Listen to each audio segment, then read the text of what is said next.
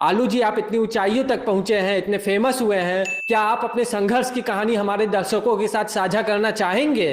दरअसल पहले मैं बहुत गरीब था, लेकिन मैंने कभी हार नहीं मानी। मैंने खूब मेहनत की और आज मैं घूस दे के इन बुलंदियों तक पहुंचा हूँ।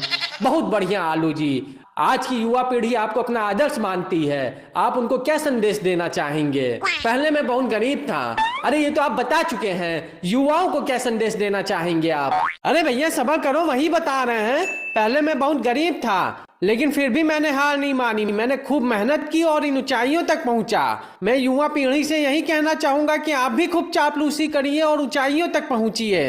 तो आलू जी, आप अपनी सफलता का श्रेय किसको देना चाहेंगे? पहले मैं बहुत गरीब था।